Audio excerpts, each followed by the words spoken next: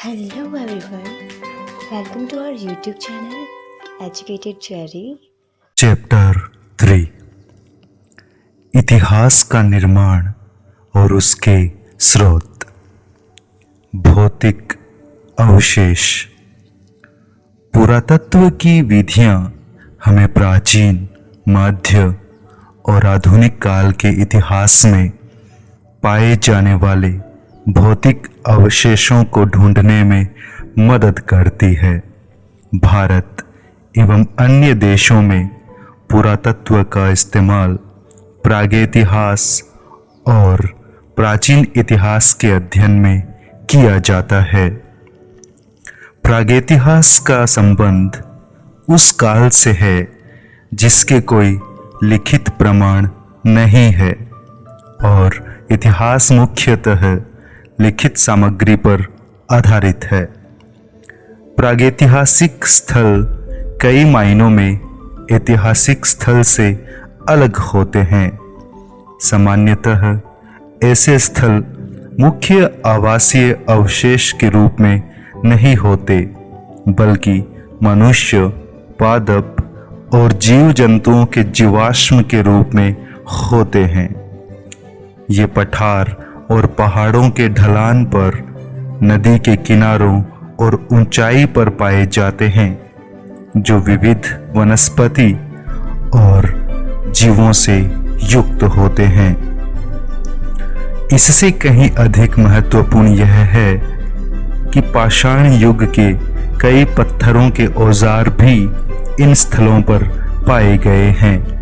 औजार, पौधे, जानवर और मनुष्यों के अवशेष हिम पूर्व युग के जलवायु की स्थितियों को दर्शाते हैं।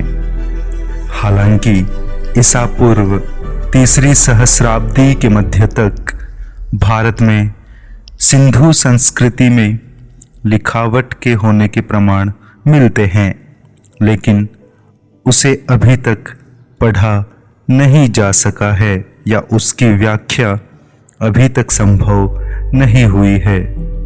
इस प्रकार हड़प्पा के लोग लिखना तो जानते थे, लेकिन उनकी संस्कृति को आद्य ऐतिहासिक काल प्रोटो हिस्टोरिक में रखा गया।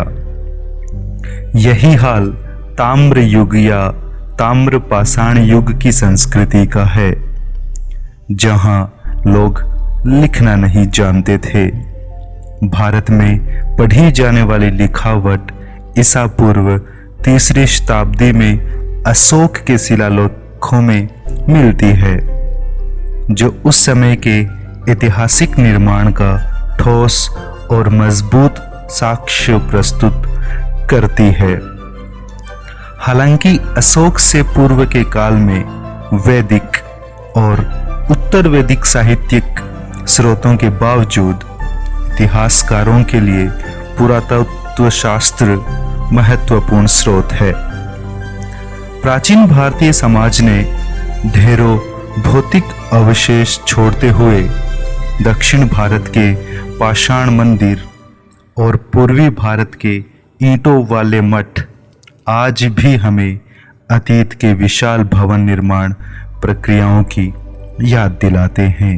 हालांकि इन अवशेषों का बहुत बड़ा भाग टीलों और खंडहरों ढेर के रूप में पूरे भारत में दबा हुआ पड़ा है।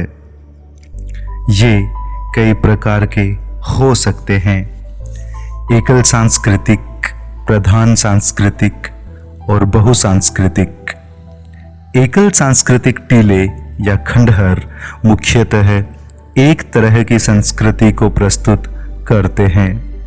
कुछ टीले या खंडहर केवल पेंटेड ग्रेवेयर संस्कृति को दर्शाते हैं, कुछ सातवाहनों और कुषाणों की संस्कृति को। प्रधान सांस्कृतिक टीले या खंडहरों में प्रधानता तो एक संस्कृति की होती है, लेकिन उसमें दूसरी संस्कृति भी पाई जाती है। बहुसांस्कृतिक टीलों या खंडहरों में कई महत्वपूर्ण संस्कृतियों को देखा जा सकता है, जहां कदाचित एक संस्कृति दूसरी संस्कृति पर व्याप्त है। रामायण और महाभारत के मामले में इन अवशेषों या खंडहरों की परत दर परत खुदाई करके उन चीजों के जरिए उस वक्त की संस्कृति व अन्य पहलुओं को बेहतर तरीके से समझा जा सकता है। किसी अवशेष या खंडहर की खुदाई लंबवत या समतल रूप में हो सकती है। लंबवत खुदाई का अर्थ है लंबाई नुमा खुदाई, जिससे संस्कृति के काल का पता लगाया जा सके। यह मुख्यतः उस स्थल के कुछ हिस्सों तक सीमित होता है। समतल खुदाई का तात्पर्य है पूरे अवशेष या खंडहर की खुदाई, इसके अधिकतम हिस्से की खुदाई। इस विधि से पुरातत्ववेत्ता को एक कालखंड विशेष में किसी जगह की संपूर्ण संस्कृति का अनुमान लग जाता है। चूंकि ज्यादातर स्थलों की खुदाई लंबवत हुई है, इसलिए वे उस समय की भौतिक संस्कृति के सही ऐतिहासिक समय को बताते हैं। महंगा होने के कारण समतल खुदाई बहुत कम होती है, जिस कारण से ऐसी खुदाई के जरिए प्राचीन भारत के कई काल का संपूर्ण या पर्याप्त भौतिक जीवन की रूपरेखा उभर कर सामने नहीं आ पाती। इन टीलों या खंडहरों की खुदाई से प्राप्त प्राचीन अवशेषों को विभिन्न अनुपात में संरक्षित किया गया है। पश्चिमी उत्तर प्रदेश, राजस्थान और उत्तर पश्चिमी भारत के सूखे और शुष्क जलवायु में ये प्राचीन साक्ष्य अच्छी स्थिति में पाए जाते हैं, लेकिन मध्य गंगा के आर्द्र जलवायु वाले समतल मैदानों और डेल्टा प्रदेशों के मध्य में लोहे की वस्तुओं का क्षरण हुआ है और कच्चे मकानों या संरचनाओं की पहचान मुश्किल हो गई है। सिर्फ ज्यादा पकी हुई ईंट और पत्थर से निर्मित वस्तुएं ही गंगा के आर्द्र जलवायु वाले समतल मैदानों में सुरक्षित पाई जा सकी है। खुदाई के माध्यम से ईसा पूर्व 6000 में बलूचिस्तान में लोगों द्वारा निर्मित गांव सामने आए हैं। ईसा पूर्व दूसरी सहस्राब्दी में गंगा के समतल मैदानों में विकसित भौतिक संरचनाएं भी सामने आई है। इससे लोगों के रहवासों, जहां वे बसते थे, उसका पता चलता है। साथ ही मिट्टी के बर्तनों, उनके रेशेदार खाने और उनके द्वारा इस्तेमाल किए गए औजारों का भी पता चलता है। दक्षिण भारत के कुछ लोग, जिन्हें उनके औजारों, हथियारों और सामग्रियों के साथ बड़े बड़े पत्थरों के बीच दफनाया गया, उसकी भी जानकारी मिलती है। इन संरचनाओं को मेगालिथ कहा जाता है। हालांकि कुछ मेगालिथ इस श्रेणी में नहीं आते। इनकी खुदाई से लौह युगीन से आगे के दक्कनी लोगों के जीवन के बारे में पता चलता है। वह विज्ञान जिसके जरिए हमें सिलसिलेवार और सुनियोजित रूप से पुराने खंडहरों और चट्टानों को खोदकर लोगों के भौतिक जीवन के बारे में जानकारी मिलती है, उसे हम पुरातत्व शास्त्र कहते हैं। इस काल को निश्चित करने की कई विधियां हैं। उनमें रेडियो कार्बन डेटिंग सबसे महत्वपूर्ण विधि है। रेडियो कार्बन या कार्बन 14 C14 रेडियो सक्रिय आइसोटोप कार्बन है, जो प्रत्येक जीवित वस्तुओं में पाया जाता है। यह अन्य रेडियो सक्रिय पदार्थों की तरह ही समान रूप से विघटित होता है। किसी जीवित वस्तु में हवा और भोजन द्वारा C14 के अवशोषित हो जाने के कारण C14 का विघटन कम होता है। हालांकि जीवित वस्तुओं के निष्प्राण होने पर C14 घटकों का विघटन समान अनुपात में जारी रहता है और तब हवा व भोजन द्वारा वह अवशोषित नहीं होता। प्राचीन वस्तुओं में विद्यमान रेडियो कार्बन में हुए क्षरण की माप के जरिए उसके होने के समय का निर्धारण किया जाता है। ऐसा इसलिए होता है क्योंकि रेडियो कार्बन का विघटन समान रूप से होता है। सर्वविदित है कि रेडियो कार्बन का अर्ध जीवन काल 5568 वर्षों का होता है। किसी रेडियो काल वस्तु के अर्ध जीवन काल का तात्पर्य उस अंतराल से है जिसमें वस्तु में विद्यमान रेडियो कार्बन सक्रिय तत्वों का ह्रास हुआ है।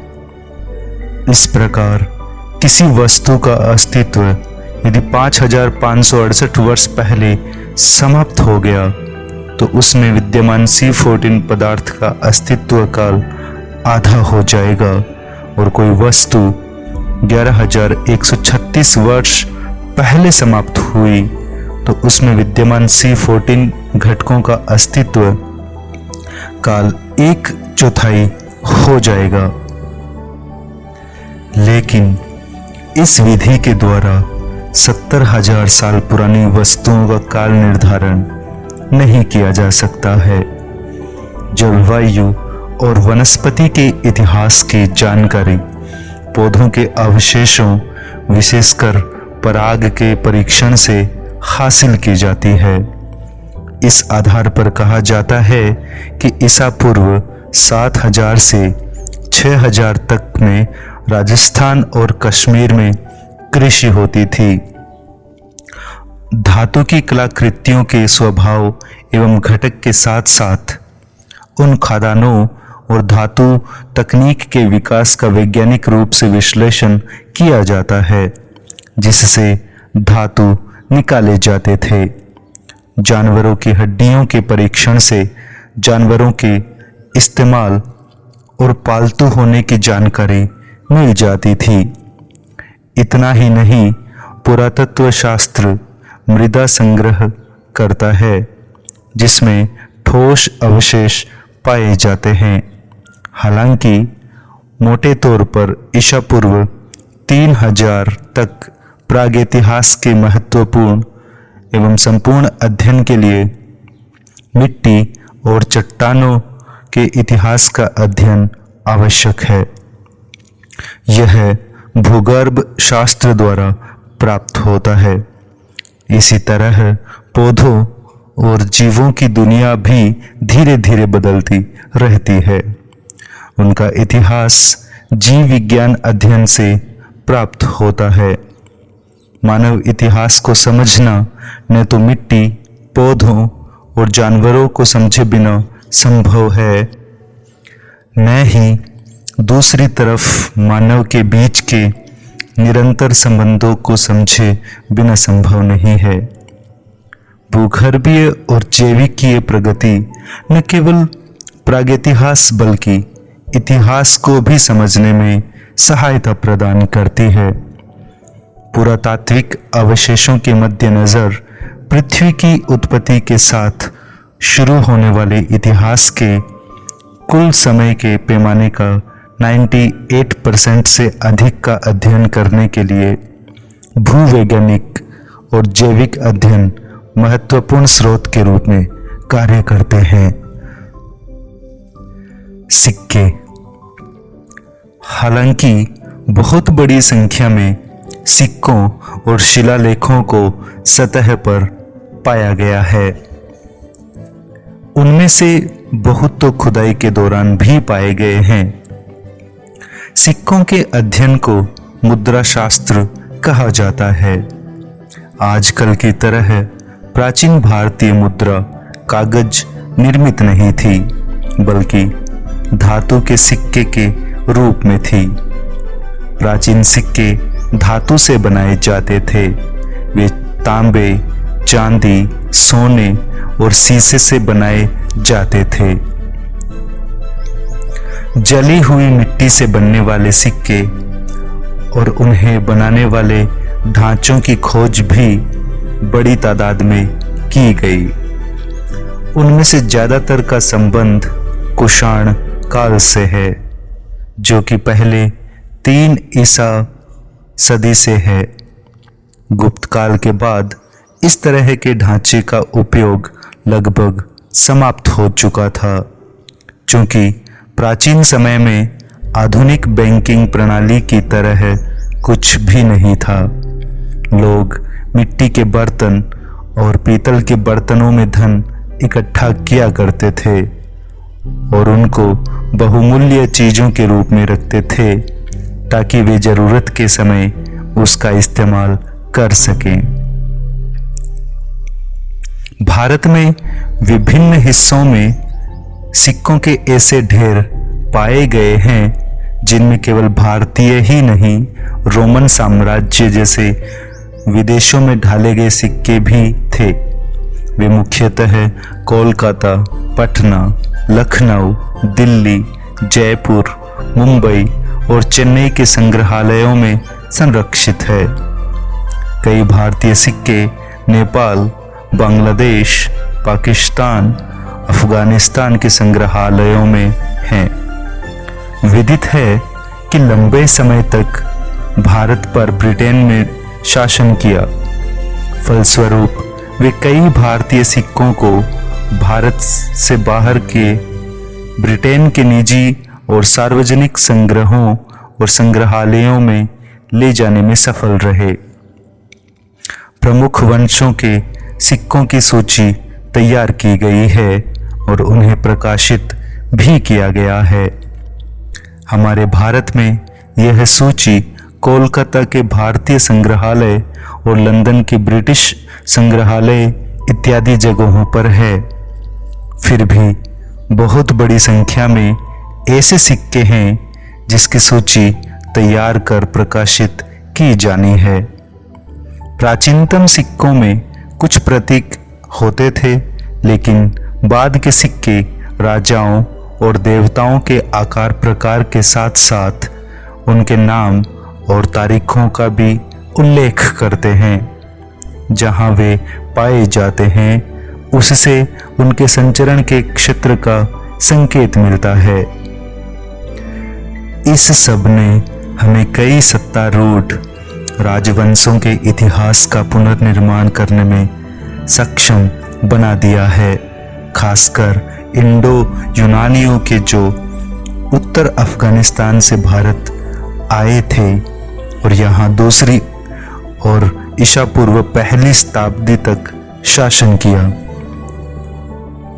हम उनके बारे में भी इसी आधार पर जानकारी हासिल कर पाए हैं। सिक्कों का इस्तेमाल विभिन्न उद्देश्यों मसलन दान, भुगतान और विनिमय के माध्यम के रूप में किया जाता था। वे उस वक्त के आर्थिक इतिहास के रूप पर प्रकाश डालते हैं। शासकों की अनुमति से व्यापारियों एवं सुनारों के समूह द्वारा कुछ सिक्के जारी किए गए थे। इससे पता चलता है कि उन दिनों शिल्प और वाणिज्य महत्वपूर्ण हो चुके थे। सिक्कों ने उन दिनों लेन देन में बड़े पैमाने पर मदद की और व्यापार में योगदान दिया। सर्वाधिक बड़ी संख्या में भारतीय सिक्के मौर्य काल के बाद के काल में मिलते हैं। ये शीशा, पोटीन,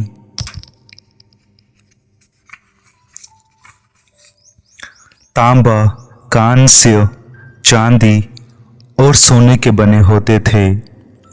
गुप्त काल में सबसे ज्यादा सोने के सिक्के जारी किए गए। इससे यह स्पष्ट होता है कि मौर्यों के बाद खासकर गुप्त काल में व्यापार और वाणिज्य में बड़े पैमाने पर विकास हुआ। हालांकि उत्तर गुप्त काल के कुछ ही सिक्के पाए गए हैं जो उस काल के व्यापार और वाणिज्य के पतन को दर्शाते हैं।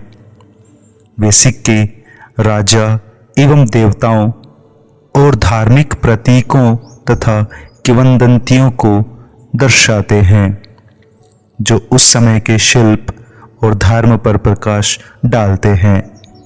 सिक्कों के रूप में कौड़ी का भी इस्तेमाल होता था, मगर उसकी क्रय शक्ति कम थी। यह उत्तर गुप्त काल में भारी मात्रा में पाई जाती थी, लेकिन हो सकता है इसका इस्तेमाल पहले भी होता रहा हो। शिलालेख इंस्क्रिप्शन। सिक्कों की तुलना में शिलालेख कहीं अधिक महत्वपूर्ण हैं। उनके अध्ययन को पुरालेख या एपिग्राफी कहा जाता है और शिलालेखों एवं अन्य पुराने अभिलेखों में प्रयुक्त पुराने लेखों के अध्ययन को पैलियोग्राफी कहा जाता है। मोहरों, पत्थर के खंभों, चट्टानों, तांबे के गोलों, मंदिर की दीवारों, लकड़ी के पट्टों, ईंटों या छवियों पर ये अभिलेख उत्कीर्ण किए जाते थे। पूरे भारत में सबसे पहले पत्थर पर अभिलेख दर्ज किए गए थे। हालांकि क्रिश्चियन युग की प्रारंभिक शताब्दियों में इस प्रयोजन के लिए तांबे की पत्थर का इस्तेमाल किया जाता था। फिर भी पत्थर पर शिलालेख का उत्कीर्णन दक्षिण भारत में बड़े पैमाने पर जारी रहा। स्थायी दस्तावेज के रूप में उस क्षेत्र में भी मंदिरों की दीवारों पर दर्ज शिलालेख बड़ी संख्या में देखने को मिलते हैं। सिक्कों की तरह शिलालेख देश के विभिन्न संग्रहालयों में संरक्षित हैं, लेकिन सबसे बड़ी संख्या में यह मैसूर के मुख्य पुरालेखविद के कार्यालय में सुरक्षित हैं। सबसे प्राचीन शिलालेख ईसा पूर्व 3री शताब्दी में प्राकृत में लिखा गया था। उत्कीर्ण लेखों के माध्यम के रूप में संस्कृत 2री शताब्दी ईस्वी में अपनाई गई और इसका व्यापक इस्तेमाल 4ठी और 5वीं शताब्दी में शुरू हुआ, लेकिन प्राकृत का इस्तेमाल फिर भी चलन में था।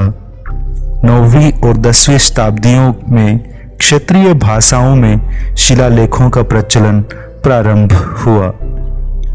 मौर्य काल, उत्तर मौर्य काल और गुप्त काल के इतिहास से संबंधित अधिकांश शिलालेखों की एक श्रृंखला प्रकाशित हुई है, जिन्हें भारतीय अभिलेख कोश कॉर्पस इंस्क्रिप्शनम इंडिकेरम कहा जाता है।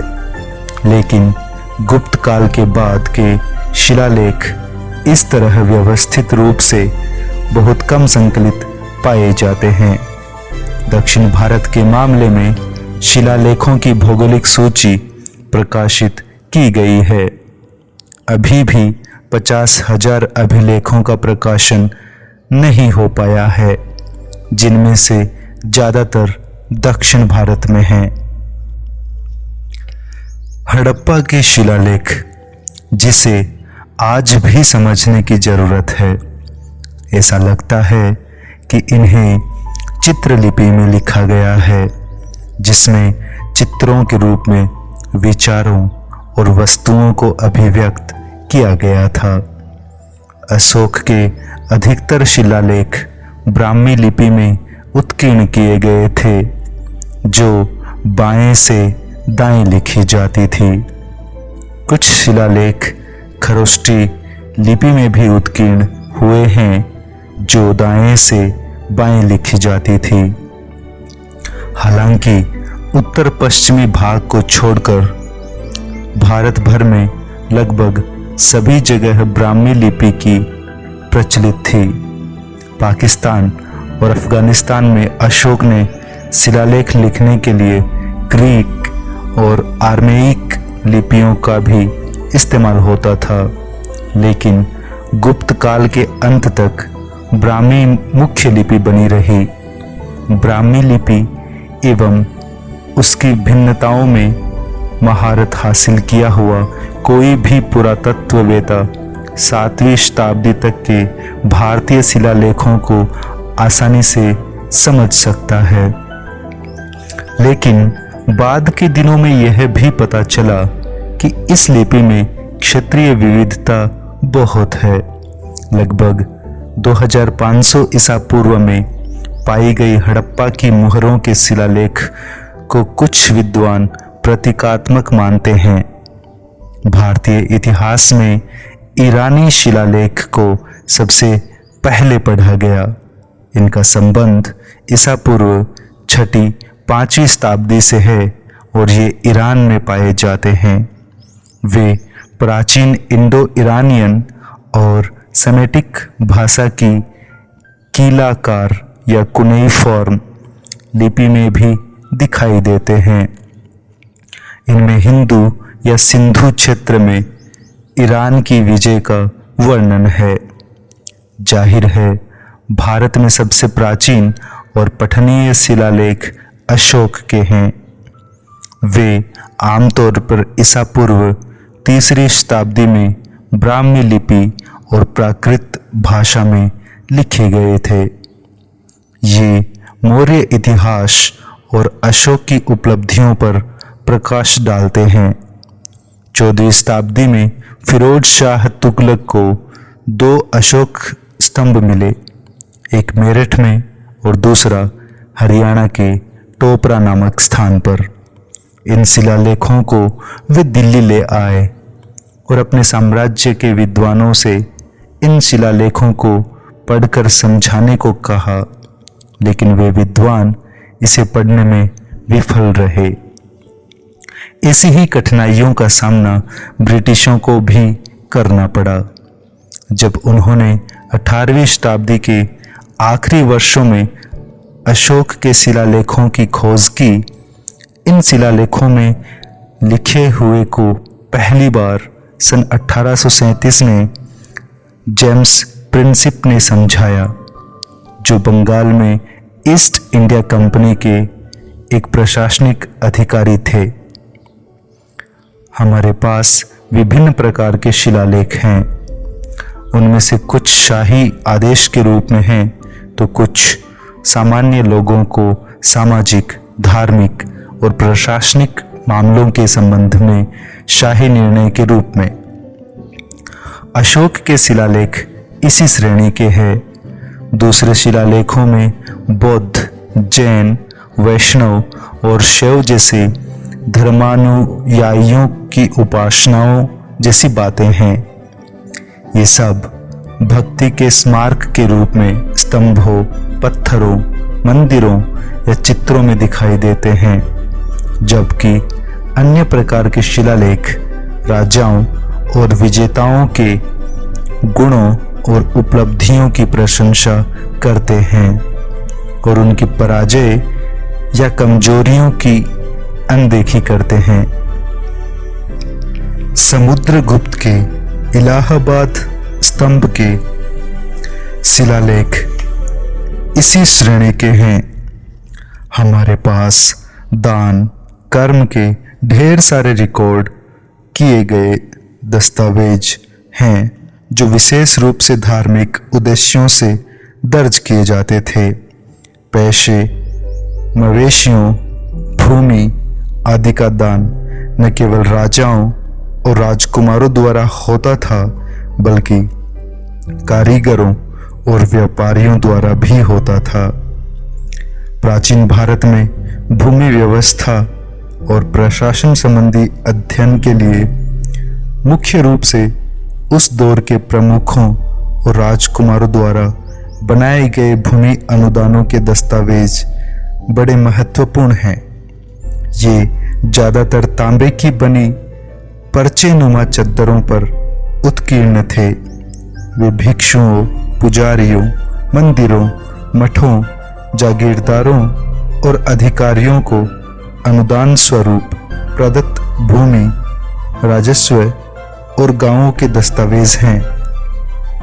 वे सभी भाषाओं में लिखे गए थे, जिनमें प्राकृत, संस्कृत, तमिल और तेलुगु शामिल थे। साहित्यिक स्रोत। यद्यपि प्राचीन भारतीय ईसा पूर्व 2500 के आसपास लिखने के कौशल से परिचित थे, हमारी सबसे प्राचीन पांडुलिपियां चौथी शताब्दी से अधिक पुरानी नहीं हैं और वे मध्य एशिया में पाई जाती हैं। भारत में वे भोजपत्रों और ताड़पत्रों पर लिखे गए थे, लेकिन मध्य एशिया में जहां भारत की प्राकृत भाषा पहुंच चुकी थी, पांडुलिपियां भेड़ के चमड़े और लकड़ियों के पाटों पर भी लिखी गई थी। इन लेखों को अभिलेख या इंस्क्रिप्शंस कहा जाता है, लेकिन वे पांडुलिपियों के समान हैं। जब प्रिंटिंग का ज्ञान नहीं था तो पांडुलिपियां बहुत मूल्यवान थी। हालांकि पुरानी संस्कृत की पांडुलिपियां भारत भर में मिलती हैं। ये ज़्यादातर दक्षिण भारत, कश्मीर और नेपाल से संबंधित है। वर्तमान में सभी अभिलेख संग्रहालयों में संरक्षित है और पांडुलिपियां पुस्तकालयों में रखी गई हैं। ज़्यादातर प्राचीन पुस्तकों में धार्मिक विषय शामिल हैं। हिंदू धार्मिक साहित्य में वेद, रामायण और महाभारत, पुराण जैसे ग्रंथ शामिल हैं। वे प्राचीन काल की सामाजिक और सांस्कृतिक स्थितियों पर पर्याप्त प्रकाश डालते हैं, लेकिन समय और स्थान के संदर्भ में उनका उपयोग करना मुश्किल है। ऋग्वेद को ईसा पूर्व 1500 से 1000 का कहा जा सकता है। हालांकि अथर्ववेद, यजुर्वेद, ब्राह्मणों, अरण्यकों और उपनिषद जैसे ग्रंथों का काल मोटे तौर पर ईसा पूर्व 1000 से 500 का माना जाता है। लगभग हर वैदिक पाठ में प्रक्षेपण होते हैं, जो आमतौर पर शुरुआत में या फिर अंत में दिखाई देते हैं। मध्य में ऐसा शायद ही कभी होता हो। ऋग्वेद में मुख्य रूप से प्रार्थनाएं होती हैं, जबकि बाद में वैदिक ग्रंथों में प्रार्थनाओं के साथ साथ अनुष्ठान, जादू और पौराणिक कहानियां भी शामिल हुई। हालांकि उपनिषदों में तो दार्शनिक चिंतन भी है। वैदिक ग्रंथों को समझने के लिए वेदांग या वेदों के अंगों का अध्ययन करना आवश्यक था। ये वेदांग है ध्वनि शास्त्र, शिक्षा, अनुष्ठान, कल्प, व्याकरण, व्युत्पत्ति यानी रुक्त, छंद और खगोल शास्त्र, ज्योतिष। साथ ही इन सभी विषयों के इर्द गिर्द ढेर सारे साहित्य रचे गए। वे सब गद्य में उपदेशों के रूप में लिखे गए थे।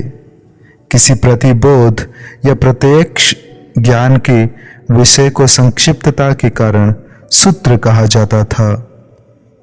इस लेखन का सबसे प्रसिद्ध उदाहरण ईसा पूर्व 450 के आसपास पाणिनि द्वारा लिखा गया व्याकरण है। व्याकरण के नियमों का वर्णन करते हुए पाणिनि ने समाज, अर्थव्यवस्था और उस समय की संस्कृति पर अमूल्य प्रकाश डाला है। माना जाता है कि सन 400 के आसपास तक अंततः दोनों महाकाव्य और प्रमुख पुराण संकलित हो गए। महाकाव्यों में व्यास रचित महाभारत ज़्यादा पुराना है और इसमें लगभग ईसा पूर्व 10वीं शताब्दी से ईसा की 4वीं शताब्दी तक के मामलों की स्थिति का वर्णन प्रतीत होता है। मूल रूप से इसे जय काव्य अर्थात विजय की गाथा कहा गया था। इसमें 8800 श्लोक शामिल थे। बाद में श्लोकों की संख्या बढ़कर 24,000 हो गई और इसे भारत कहा जाने लगा, क्योंकि इसमें भारत की सबसे पुरानी वैदिक जनजातियों में से एक वंश भरत वंश की कहानियां शामिल की गई थी। अंतिम संकलन में श्लोकों की संख्या बढ़कर 1,00,000 हो गई और यह ग्रंथ महाभारत या शतसहस्री संहिता नाम से ख्यात हुआ। इसमें कथात्मक, वर्णनात्मक और उपदेशात्मक सामग्री शामिल है। कौरव पांडव संघर्ष से संबंधित मुख्य कथा बाद के वैदिक काल से संबंधित हो सकती है। वर्णनात्मक वाला हिस्सा उत्तर वैदिक काल का हो सकता है और उपदेश पूर्ण अंशों का संबंध सामान्यतः उत्तर मौर्य और गुप्त काल से है। इसी प्रकार वाल्मीकि रचित रामायण में मूल रूप से 6,000 श्लोक शामिल थे, जिन्हें 12,000 तक बढ़ाया गया था और अंततः यह संख्या बढ़कर 24,000 तक आ गई। हालांकि यह महाभारत महाकाव्य की तुलना में अधिक सारगर्भित है। इसके बावजूद इसके उपदेशात्मक भाग हैं जिन्हें बाद में जोड़ा गया था। रामायण की रचना ईसा पूर्व 5वीं शताब्दी में प्रारंभ में हुई। उसके बाद यह 5 चरणों में होकर गुजरा और 5वें चरण तक यह 12वीं शताब्दी का काल हो चला। कुल मिलाकर इस ग्रंथ की रचना महाभारत के बाद हुई प्रतीत होती है। उत्तर वैदिक काल के धार्मिक क्रियाकलापों की साहित्य का विपुल संग्रह हमें उपलब्ध है। राजकुमारों एवं तीनों वर्णों के महत्वपूर्ण व्यक्तियों द्वारा निर्मित भव्य सार्वजनिक अवदान व स्रोत सूत्रों के आधार पर किए गए कई भव्य शाही राज्याभिषेक समारोह संपन्न होते थे। इसी प्रकार गृह सूत्र के अनुसार जन्म, नामकरण, उपनयन संस्कार, विवाह, अंत्येष्टि आदि संपन्न किए जाते थे। स्रोत सूत्र और गृह सूत्र दोनों का संबंध ईसा पूर्व 600 से 300 तक का है, जहां सूल्य सूत्रों का भी उल्लेख किया जा सकता है, जिसमें बलि देने के स्थान के निर्धारण व निर्माण की भिन्न भिन्न माप के बारे में बताया गया है। वे ज्यामितीय और गणित के अध्ययन की शुरुआत को दर्शाते हैं। जैनों और बौद्धों के धार्मिक ग्रंथों में ऐतिहासिक व्यक्तियों और घटनाओं के उल्लेख मिलते हैं। प्राचीन बौद्ध ग्रंथ पाली भाषा में लिखे गए थे, जो मगध या दक्षिण बिहार में बोली जाती थी, जो मुख्यतः प्राकृत भाषा का ही एक रूप थी। अंततः इनका संकलन ईसा पूर्व 1ली शताब्दी में श्रीलंका में हुआ, लेकिन इसके धर्म विधान से संबंध हिस्सों में बुद्ध के समय जो भारतीय शासन की स्थिति थी उसे रेखांकित किया गया है। ये हमें न केवल बुद्ध के जीवन के बारे में बताते हैं, बल्कि उनके समकालीन कुछ शाही लोगों के बारे में भी बताते हैं, जो मगध, उत्तर बिहार और पूर्वी उत्तर प्रदेश पर शासन करते थे। धर्म विधान के इतर मामलों से संबद्ध साहित्य के सबसे महत्वपूर्ण और रोचक हिस्सों में गौतम बुद्ध के पिछले जन्मों की कहानियों का वर्णन किया गया है। माना जाता था कि गौतम के रूप में पैदा होने से पहले बुद्ध ने 550 से अधिक बार जन्म लिया था। इनमें से उन्होंने कई बार पशुओं के रूप में भी जन्म लिया था। प्रत्येक जन्म की कहानी को जातक कहा जाता है, जो कि लोक कथाओं के रूप में है। ये जातक कथाएं ईसा पूर्व 5वीं से ईसा पूर्व 2री शताब्दी के बीच की अवधि को सामाजिक और आर्थिक स्थितियों पर विशिष्ट प्रकाश डालती हैं। ये बौद्ध काल की राजनीतिक घटनाओं के लिए प्रासंगिक संदर्भ भी प्रदान करती है। जैन ग्रंथ प्राकृत में लिखे गए थे और अंततः गुजरात में इन्हें 6वीं शताब्दी में वल्लभी में संकलित किया गया था। उनमें ऐसे कई अंश हैं जो महावीर कालीन पूर्वी उत्तर प्रदेश और बिहार के राजनीतिक इतिहास को पुनर्गठित करने में हमारी मदद करते हैं। जैन ग्रंथों में व्यापार और व्यापारियों का संदर्भ बार बार आता है। हमारे पास धर्मनिरपेक्ष साहित्य का बड़ा भंडार है। इस कोटि में सामाजिक विधान के ग्रंथ आते हैं जिन्हें धर्मसूत्र या स्मृति ग्रंथ कहा जाता है। टीकाओं के साथ इसे ही धर्मशास्त्र कहते हैं। धर्मसूत्रों का संकलन ईसा पूर्व 500 से 200 में किया गया और प्रमुख स्मृतियों को ईसा के शुरुआती 6 शताब्दियों में संहिताबद्ध किया गया। उनमें भिन्न भिन्न वर्णों के कर्तव्यों के साथ साथ राजाओं और उनके अधिकारियों के कर्तव्यों का भी निर्धारण किया जाता था। उनमें विवाह के विधानों के साथ साथ संपत्ति रखने, बेचने और पुश्तैनी बनाने के कानून कायदे भी निर्धारित थे। उनमें चोरी, हमले, हत्या और व्यभिचार जैसे अपराधों के लिए दंड भी निर्धारित किए गए थे। कौटिल्य का अर्थशास्त्र एक महत्वपूर्ण कानून की पुस्तक है। इसे कुल 15 खंडों में विभाजित किया गया है, जिनमें से खंड 2 और 3 अपेक्षाकृत अधिक पुराने माने जा सकते हैं और ये कई लोगों द्वारा लिखे गए प्रतीत होते हैं। इस ग्रंथ को अंतिम रूप तो ईस्वी सन् के शुरुआत में दिया गया, लेकिन इसके प्रारंभिक अंशों में मौर्य काल के समाज और अर्थव्यवस्था की स्थिति का पता चलता है। यह पुस्तक प्राचीन भारतीय राजनीति और अर्थव्यवस्था के अध्ययन के लिए समृद्ध सामग्री प्रदान करती है। गैर धार्मिक ग्रंथों में इतिहास की संरचना निर्मित करने हेतु व्याकरण के ग्रंथ बहुत महत्वपूर्ण है। इसकी शुरुआत पाणिनि के अष्टाध्यायी से हुई। पाणिनि इस उपमहाद्वीप के उत्तर पश्चिमी भाग में रहते थे। उनका उल्लेख पाली ग्रंथों में नहीं है, जो मुख्यतः बिहार और उत्तर प्रदेश में मिलते हैं।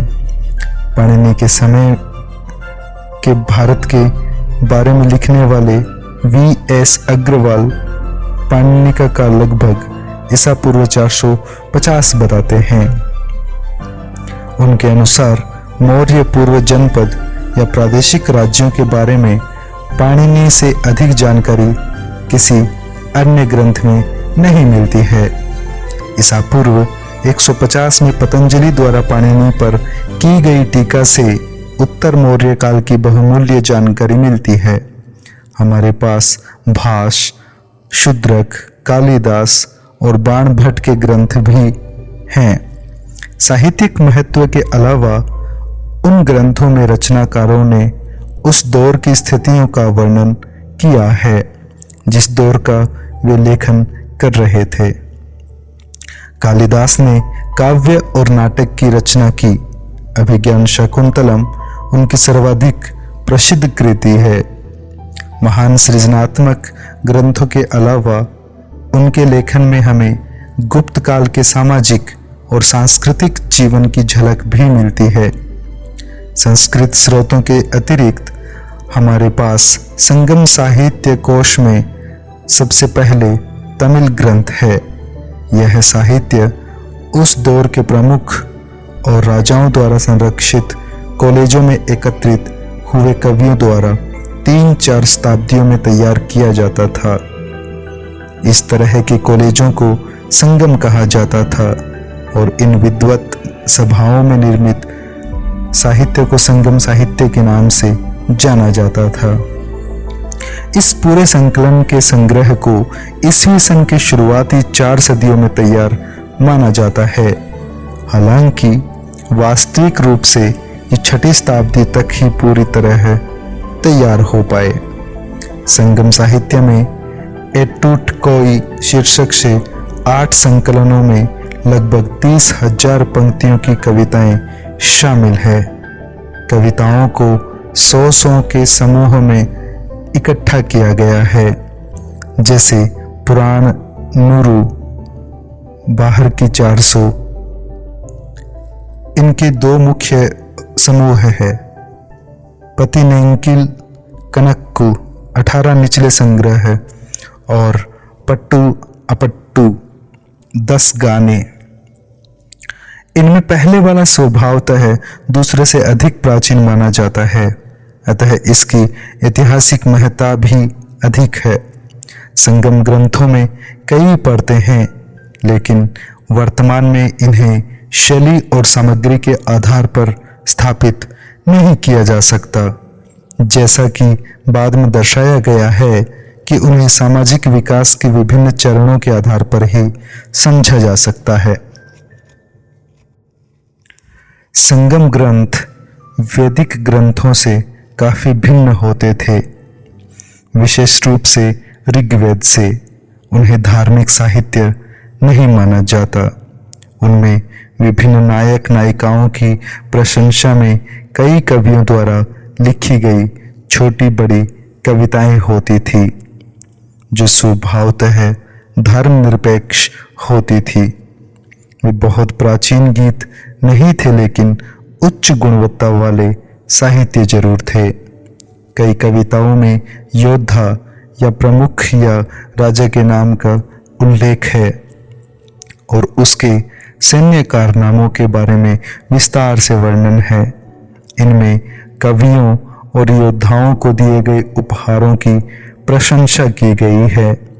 ये कविताएं दरबारों में पढ़ी भी गई होंगी। इनकी तुलना होमरिक युग की कविताओं से की गई है, क्योंकि इन दोनों में योद्धाओं और युद्ध के युग का वर्णन मिलता है। ऐतिहासिक दृष्टिकोण से इन ग्रंथों का उपयोग जितना सहायक सिद्ध नहीं होता है। शायद कविता में उल्लिखित नाम, शीर्षक, राजवंश, प्रदेश, युद्ध और इस तरह के अन्य हिस्से आंशिक रूप से वास्तविक हों। संगम ग्रंथों में पहली और दूसरी शताब्दियों के लेखन में दानदाताओं के रूप में वर्णित चेरा राजाओं के उल्लेख मिलते हैं। संगम ग्रंथों में कावेरीपत्तनम सहित कई बस्तियों का उल्लेख है। कावेरीपत्तनम का समृद्ध अस्तित्व अब पुरातात्विक रूप से भी स्थापित हो चुका है। इन ग्रंथों में इसका भी उल्लेख है कि यह यवन स्वयं अपने जहाजों में आते थे, सोने देकर काली मिर्च खरीदते थे और स्थानीय लोगों के लिए शराब और दासियों की आपूर्ति करते थे। इस व्यापार की पुष्टि न केवल लैटिन और यूनानी लेखक से होती है, बल्कि पुरातात्विक अभिलेख से भी होती है। संगम साहित्य ईस्वी सन के प्रारंभिक सदियों में तमिलनाडु के समुद्र के किनारे में क्षेत्रों में रहने वाले लोगों के सामाजिक, आर्थिक और राजनीतिक जीवन के बारे में जानने का एक प्रमुख स्रोत है। व्यापार एवं वाणिज्य के बारे में इसके उल्लेख की पुष्टि विदेशी संदर्भों एवं पुरातात्विक खोजों से भी हो चुकी है। धन्यवाद। पार्ट 1 जल्द ही हम पार्ट 2 आप लोगों के बीच में लेकर आएंगे।